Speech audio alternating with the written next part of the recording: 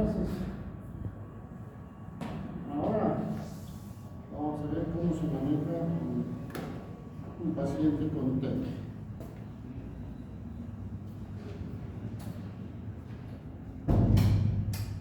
¿Está bien así?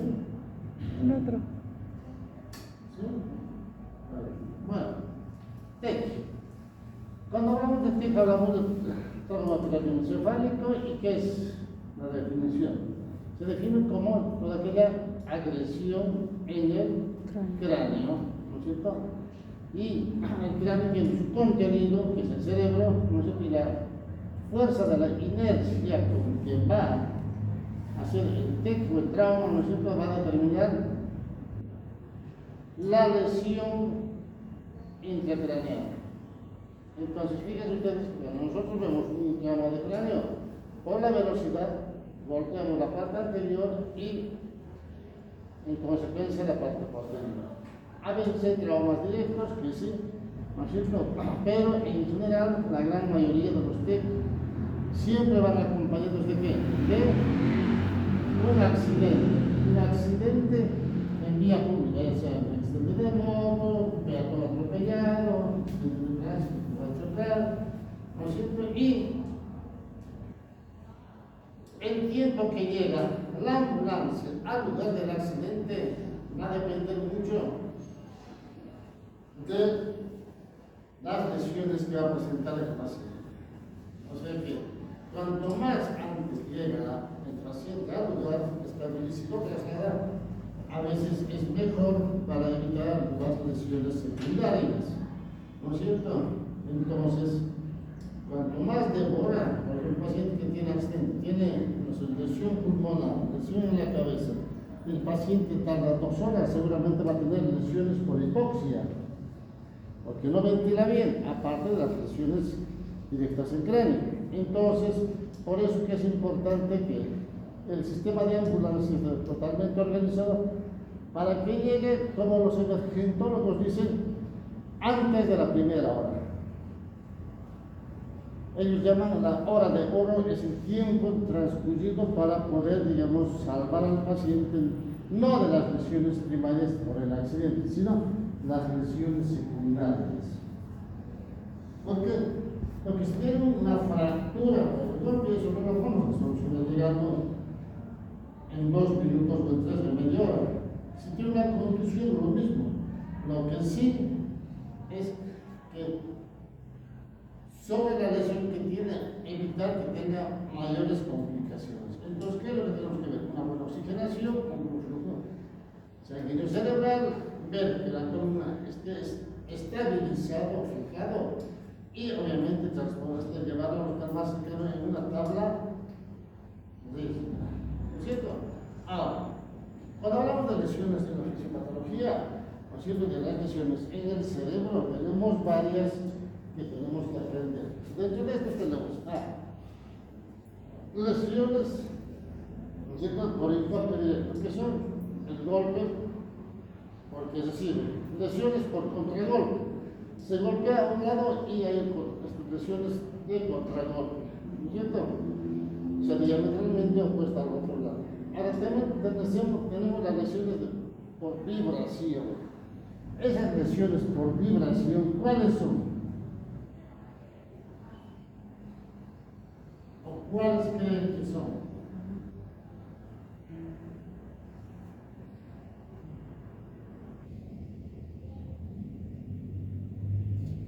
Música fuerte. Es lo que habitualmente, como ven en la, ¿no es cierto?, algunas veces en las películas o a veces en la calle, ¿no es cierto?, está viendo la mamá con un bebé y empieza a llorar y no se calma y no se calma y la mamá se empieza a llorar. ¿Y qué es lo que hace? Agarrar al bebé y lo sacude, ¿no es cierto? Bueno, eso es por vibración. ¿Por qué? El cerebro adentro hace esto. Hay pequeños sangrados, como es bebé, no se define mucho la lesión, solamente llora, le llevan al médico, le dan algún analgésico y se calmó. Entonces, por vibración. Y en los accidentes que van en profundidad por caída, van dando vueltas, también se llama por vibración. compresión. Y las lesiones vasculares en general es por tracción, ¿no? Es cuando hay un golpe, va para adelante y para atrás, y estas lesiones en general son por ruptura de las venas que comunican, las venas corticales, con la dura madre que van al seno longitudinal. Entonces, estas van a provocar los famosos hematomas subdurales, ¿no es cierto? Ahora, si se rompe una arteria, pues también van a provocar subdurales agudos, pero eso más se presenta en las personas jóvenes, más o menos las personas de la tercera edad, mientras que los hematomas subdurales habituales, más del 90%, son por ruptura de las venas. Ahora, cuando vemos un paciente con TEC, tenemos que ver riesgo bajo, moderado y alto. Cuando es bajo, el paciente tiene un golpe, prácticamente no vemos ningún síntoma de déficit neurológico, pero el paciente ¿qué va a tener? Algún mareo, algún malestar, ¿no es cierto? A veces algún vómito, pero no pasa más de eso. El paciente, en otras palabras, está bien. Es lo que llamamos por ahí, ¿no es cierto?, el TEC leve, ¿no? Ahora, si la lesión, ¿no es cierto?, es porque chocó con algo y por el medio del cuero cabelludo desgasta, puede tener un escal, una herida, sí, pero no lesiona el cerebro, ¿no es cierto? Ahora, cuando es moderado, acá sí, el paciente a veces pierde conocimiento. A ver, la cefalea progresiva, aumento, ¿no es cierto? Y esto en general, ¿no es cierto?, aquellos pacientes que están con depresión alcohólica, con drogas, que se golpean y se empiezan a complicar, ¿no es cierto? Pacientes menores de 2 años también, porque ya les digo, el paciente no dice, me duele ascender, llora y está algo y se calma. Y las convulsiones póstumas. Ahora, si lesionan la región temporal, en general pueden tener convulsiones, a veces hay vómitos. No se acuerda del accidente, amnesia, lesiones faciales graves, cuando se lesiona la parte facial, puede haber fractura de base de cráneo y obviamente sospecha de matarrito. Todo esto es el alto, el grave, paciente de alto riesgo, no aquellos que van a perder conocimiento con tendencia al sueño, a veces olvidado, a veces estudioso, ¿no es cierto? Que no tenga drogas, alcohol, nada de eso, pero tiene un déficit neurológico, a veces tienen heridas penetrantes en cráneo, como fracturas, hundimientos, heridas de arma de fuego, ¿no es cierto?, contusiones, clavos, cuchillos, etcétera, etcétera, que van a complicar la vida del paciente. Entonces, todo esto es para entender, digamos, cuál es la urgencia de poder atender al paciente. Y dentro de eso tenemos que hablar, ya dijimos, del TEC. Hay una clasificación que llaman el TEC mínimo, que es simplemente un rasgo 15, sin edad de conocimiento, digamos, es un dolorcito pequeño en el lugar. El TEC leve entre 14 y 15. Acá dice de conocimiento menos de 5 minutos. El TEC leve no pierde el conocimiento. Algunos se sienten de sí, se me olvidó la pista. ¿Cuánto? 8 minutos. Si se relata que lo que le pasó es porque no perdió el conocimiento, ¿no es cierto? Ahora, el TEC moderado sí, acá baja el grado ya hasta 9. Esto sí, para tener que perder el conocimiento, ¿no? Puede tener déficit neurológico, la gran mayoría no. Algunos sí, pero la gran mayoría no, el TEC moderado. Y tenemos el TEC grave o severo. El grave es TEC severo, no es TEC grave, pero el grave más lo conocemos como TEC grave.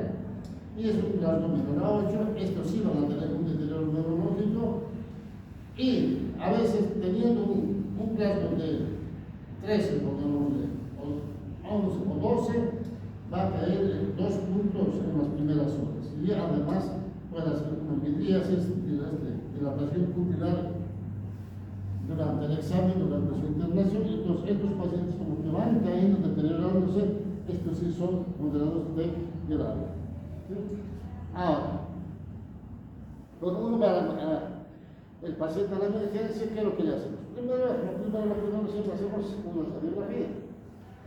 ¿Y qué es lo que tenemos que ver? Esto, fíjense, es una imagen radiolúcida, ¿no es cierto?, donde no debe estar. Si yo veo esto, para mí es la sutura frontal, yo sé que existe. Y acá la sutura parieto-occipital, y acá tendría que haber la parieto-temporal, ¿no es cierto? Pero esta no tendría por qué haber.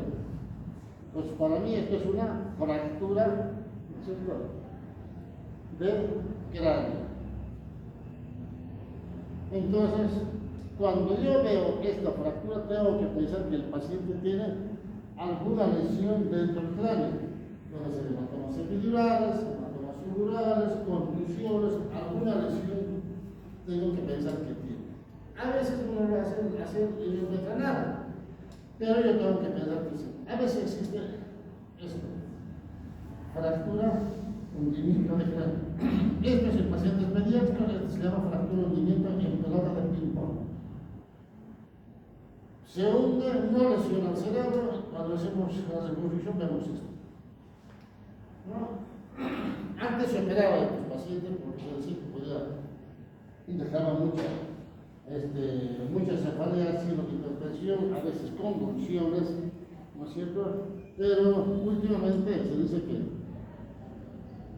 cuando hay una fractura en pelota de ping-pong en los pacientes pediátricos menos de 2 años, mejor no tocarlos porque el cerebro se encarga de empujar. Con cada latido, ¿no es cierto?, va empujando y el paciente, ¿no es cierto?, en un tiempo vuelve a la convexidad normal. Pero, a pesar de todas las recomendaciones, aún se sigue operando este tipo de pacientes. A veces los papás no quieren, ¿no? No quiero que nos toque bien. Se lo va controlando y vemos que se va, digamos, haciendo que el hundimiento se corrija con los meses. Bien, entonces hablamos del TECLEVE. Cuando hablamos del TECLEVE, existe un protocolo de TECLEVE, específicamente para ver cómo se maneja a un TECLEVE. El TECLEVE se clasifica en 3 grupos, el grado 0, el 1 y el 2, es una escala, una clasificación que le vamos a ver en un tema específico en la próxima clase. Y nos pasamos al TEC moderado. El TEC moderado, esto sí, tiene un rasgo menor a 15 hasta 13, ¿no es cierto? Estos pacientes pueden tener este tipo de lesión, porque tienen un golpe en la cabeza. Esto es una contusión bifrontal.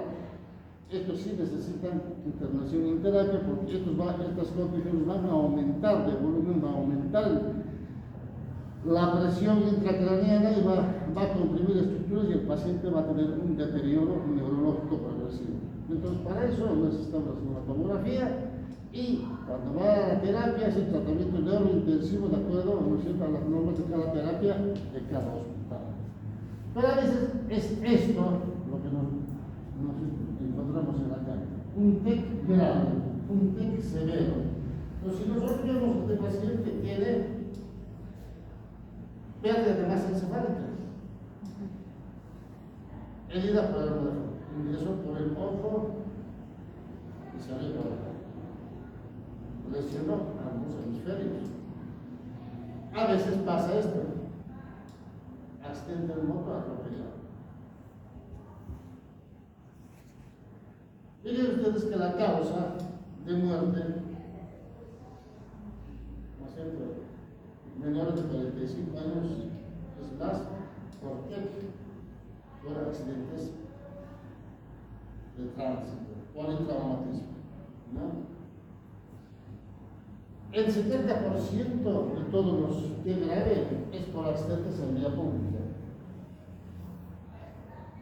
Accidentes que se peatón, finalmente la moto, en la calle las motos se meten a veces el que está conduciendo no se da cuenta y aparece y pasa por encima. Entonces pasa eso, digamos, por imprudencia a veces de los motociclistas que quieren avanzar rápidamente y hacen este tipo de movimientos y suelen tener accidentes.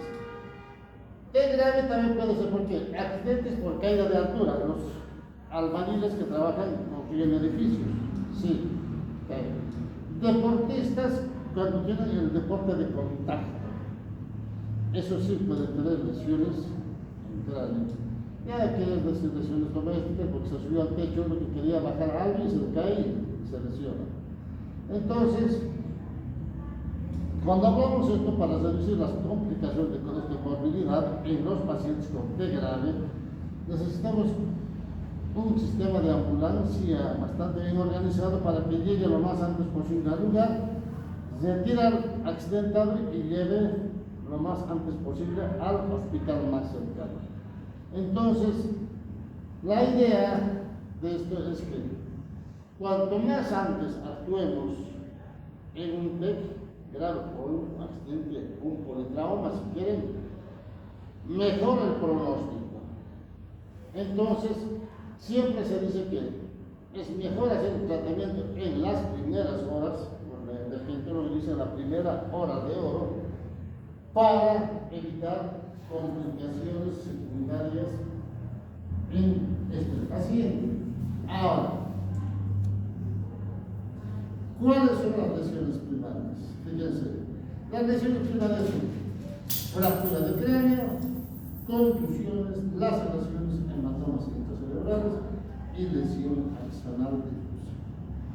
Las fracturas es porque se golpeó la cabeza y tiene una fractura. Las contusiones, ya vemos que hay pequeñas contusiones como estas que vemos acá. Laceraciones cuando empiezan a lacerarse qué cosas, raíces, pares craneales, por el impacto, la velocidad y la inercia, la velocidad del golpe. Hematomas intracerebrales, a veces sí, como estas por ejemplo, ¿no es cierto? Y lesión axonal difusa es cuando no vemos mucha lesión en el cerebro, pero que el paciente no despierta. Y si nosotros hacemos una tomografía, seguramente vamos a ver un pequeño puntillado de isquemia en tronco cerebral, fundamentalmente, y digamos, en el parénquima cerebral. Entonces, a eso se llama lesión axonal difusa. Cuando el paciente no despierta y no encontramos una causa de lesión evidente en la tomografía. Pero si nosotros vemos una resonancia y examinamos bien, vamos a empezar a encontrar esas pequeñas lesiones que se llaman lesión axonal difusa. Ahora, ¿cuáles son las lesiones secundarias? Tenemos las lesiones secundarias de origen sistémico, que son la hipotensión, hipoglucemia, hipercapnia, anemia, hipertermia, hiponatremia, hipo o hiperglucemia, acidosis y síndrome después de inflamatoria sistémica. Todo esto puede presentar después del accidente y complicar al paciente. Ahora, ¿cuáles son las de origen intracraneal? Hay aumento de la presión arterial, que va a hacer que aumente la presión intracraneal.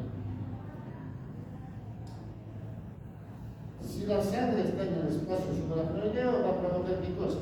Vasoespasmo de las arterias. ¿Va a tener convulsiones? Probablemente sí. Por lesión, contusión temporal. Edema cerebral, sí, va a ser edema cerebral. Hiperemia, o sea, hinchazón, llamado swelling, sí. Hematomas cerebrales tardíos, muchas veces a las 48, 72 horas a la semana, aparecen estos hematomas porque no hay autorregulación de la presión intracraneana y empiezan a lesionarse y aparecen los hematomas tardíos. Disección carotidea, sí, ya se los dije que un trauma por el movimiento puede tener una disección carotidea o disección de la arteria vertebral. Alteración de la autorregulación cerebral, sí, cuando el paciente ya a pesar de hacer todo el tratamiento, ya no puede más la autorregulación, empieza a aumentar la presión intracraneana y el paciente empieza si quieren, a morir. Entonces, todo esto puede complicar al paciente y también esto.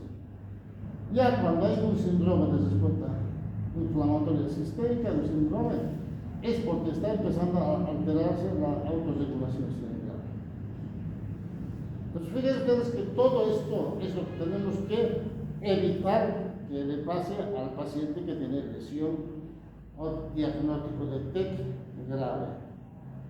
Entonces, algunos autores hablan de estas lesiones terciarias. ¿Cuáles son? La liberación excesiva de los aminoácidos excitatorios son elementos inflamatorios que van a lesionar el cerebro de la neurona. Pierde de la integridad de la membrana celular. Hay una ruptura de la membrana y una alteración de la bomba sodio-potasio, una alteración del calcio. El calcio ingresa a la neurona y el potasio sale. Hay acumulación, ¿no es cierto?, de calcio intracelular, eso nos dice alteración del metabolismo de la glucosa y los ácidos grasos.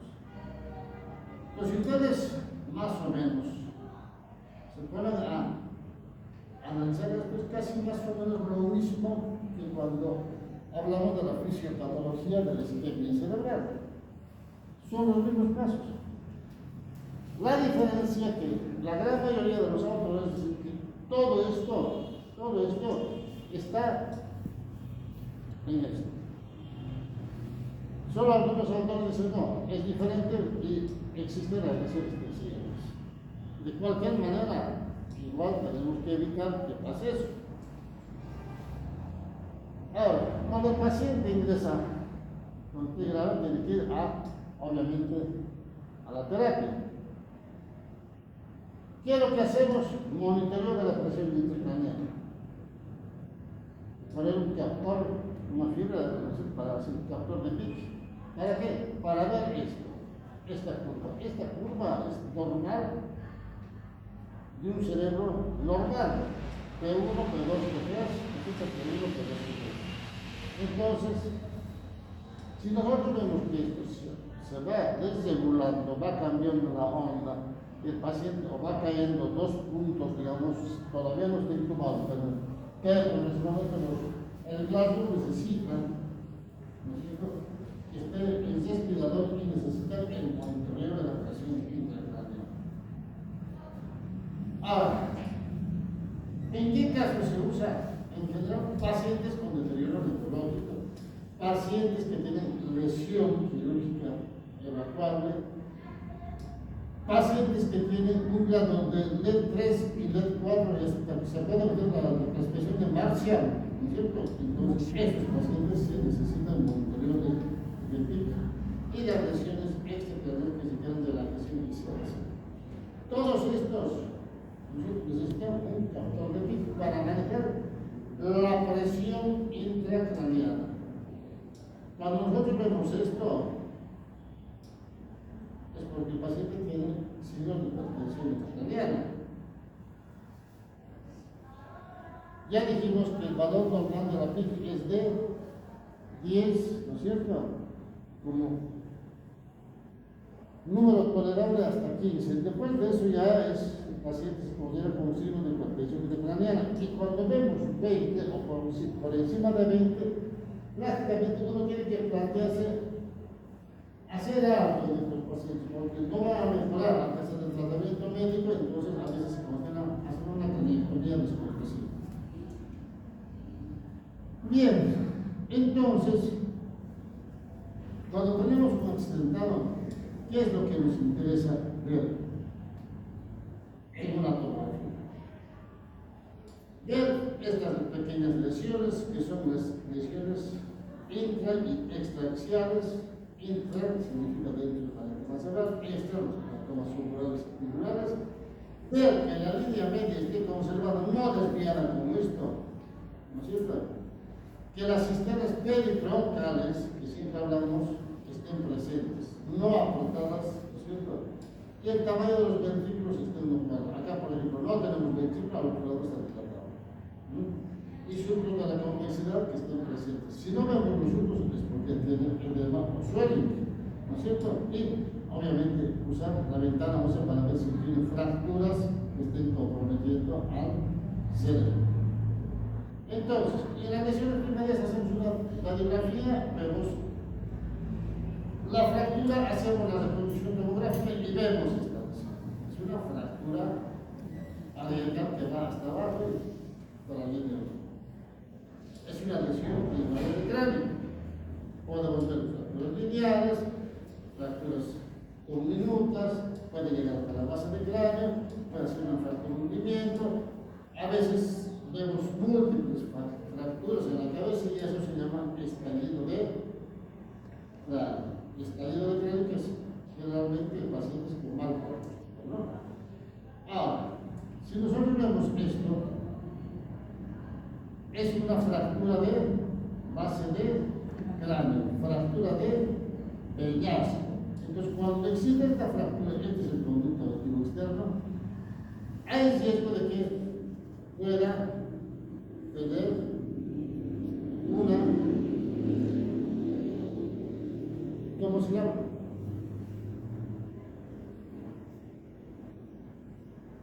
Otolicurratia, pérdida del líquido cefalorraquídeo por el conducto auditivo externo. ¿No es cierto? Entonces uno tiene que pensar y prestar atención en eso. Ahora, si tenemos esto, es mucho más evidente. Es una fractura o hundimiento por un cascotazo, ¿no es cierto? Entonces, el trauma es directo, hundió el cráneo, tenemos acá ese puntito que es neumoencéfalo y tenemos el hematoma subgaleal, ¿no es cierto? Que está por fuera. A veces tenemos esto, caído con fractura o hundimiento, hematoma titular y conclusiones por dentro, en el parénquima cerebral. Es otro tipo de contusión. Entonces, nuevamente hablamos de la clasificación de Marshall. Esto ya lo vimos. Pues ya sabemos que la clasificación de Marshall es una clasificación tomográfica para interpretar la tomografía de los pacientes que tienen accidente de luz, ¿no es cierto? Con T grave. Entonces ya vemos que la lesión del 1 no se ve ninguna lesión, el 2 tiene desviación de menor a 5 milímetros con alguna pequeña contusión en el parénquima cerebral. El del 3 ya tiene el famoso swelling, puede haber o no desviación de línea media y ausencia de las cisternas pequeñoencefálicas, comprimida las cisternas. ¿No es cierto? El 4 tiene el 3, desviación de línea media mayor a 5 milímetros, ¿no es cierto? Y puede tener también contusiones o hematomas intracerebrales mayor a 25. Ahora, cuando tenemos el grado 5, ¿no es cierto? Es que el paciente tiene alguna lesión que hay que evacuar porque si no, el paciente puede fallecer. Entonces, se tiene que hacer eso. Y a veces el último es que tiene lesión en ambos hemisferios, que es, hagamos lo que hagamos, el paciente va a terminar estando en el mismo estado neurológico. Entonces a veces uno se plantea no tocar, no operar, porque no le va a cambiar su estado neurológico. Entonces tenemos esto, grado 1 no vemos nada, grado 2 fíjense una pequeña lesión, puede haber línea media conservada o desviado unos milímetros. Grado 3 no tenemos las cisternas encefálicas, es lo que llamamos el swelling. El grado 4 sí, en un solo lado, entonces asciende de un lado y empuja para el otro lado. El grado 4 más hacia evacuados, podemos evacuar y sacar los pequeños controles. Y el grado no evacuado, porque tenemos varias lesiones a ambos hemisferios, y hagamos lo que hagamos, no va a cambiar. Esta es la clasificación de Marshall. Bien, entonces cuando hablamos de fisiopatología de edema cerebral, este es un paciente hinchado, fíjense el cerebro totalmente hinchado, no hay lesión. Pero ¿cómo hacemos? El edema cerebral, ¿qué va a hacer? Aumento de la presión craneal. El aumento va a haber ¿qué? Va a haber una disminución del flujo sanguíneo cerebral. Y si hay una disminución del flujo sanguíneo cerebral, ¿qué va a provocar? Una isquemia. Y si hay isquemia, ¿qué va a provocar? Edema cerebral. Es todo un círculo vicioso que tenemos que corregir para mejorar el cerebro de nuestro paciente. Entonces, cuando hablamos de un TEC grave o TEC severo, ¿qué es lo que tenemos que hacer? Revertir y evitar que el paciente tenga una hipoxemia y una hipotensión. Entonces, fíjense, es lo primero que tenemos que pensar. Ahora,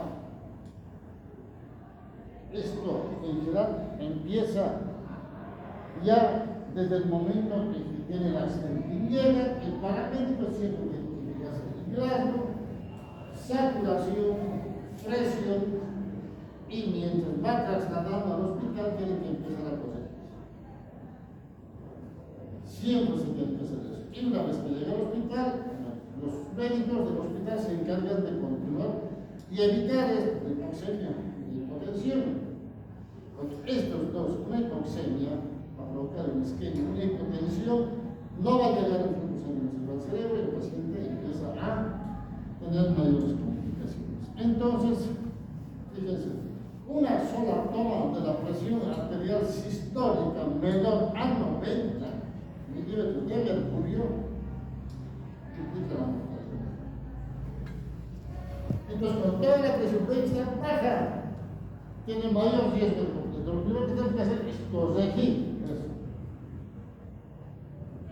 La gran mayoría de los estudiantes internos en el hospital y los residentes que no tienen una formación adecuada, ¿qué es lo que hacen? Tienen un accidente y ya llevan un paciente a tomografía.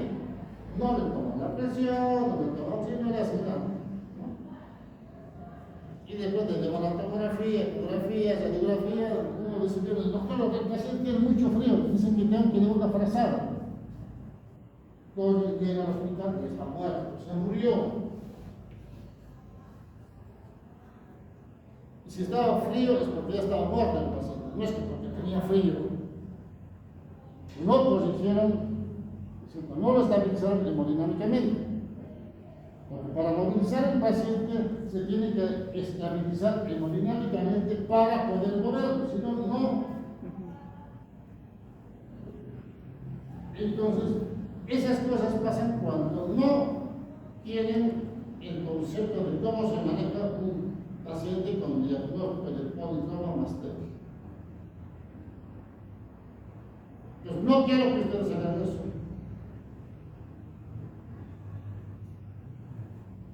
Y tenemos que fijarnos que si vemos dilatación pupilar es porque hay hipertensión intracraniana. Entonces ya tenemos que preocuparnos cuando vemos la pupila. Ahora, si nosotros vemos esta radiografía, vemos esta. Es una fractura. Otra fractura. Otra fractura. Entonces siempre tenemos que mirar bien, detenidamente, no tiene nada, sino mirar una vez, 2 veces, 3 veces, hasta estar seguro de que no tiene nada. Entonces, cuando vemos que tiene ese tipo de fracturas, sabemos que en la tomografía que el signo de hipertensión intracraniana, como conclusión, hacemos un marcado para una craniectomía descompresiva amplia. Dijimos acá que tiene pérdida de masa encefálica. Entonces, ¿qué es lo que hacemos? Abrimos la cabeza y fíjense lo que encontramos. Totalmente fracturado y el cerebro como que está empujando a la fractura. Por el aumento de la presión intracraneal. Sacamos la parte ósea, abrimos la de la madre y fíjense el cerebro que tiene. Totalmente lesionado, ¿no es cierto? De ese lado. Entonces, nuestros pacientes lo que hacemos es que recordar que cuando existe esto, va a haber lesión de las arterias y las venas corticales con lesión del parénquima cerebral, la sustancia gris fundamentalmente, ¿no es cierto? Y cuando no hay o no vemos la sistema de periferia encefálica, tenemos que acordarnos de esto, que es lo que circula por acá,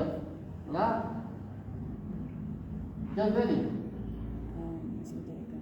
¿No? ¿Qué es ready?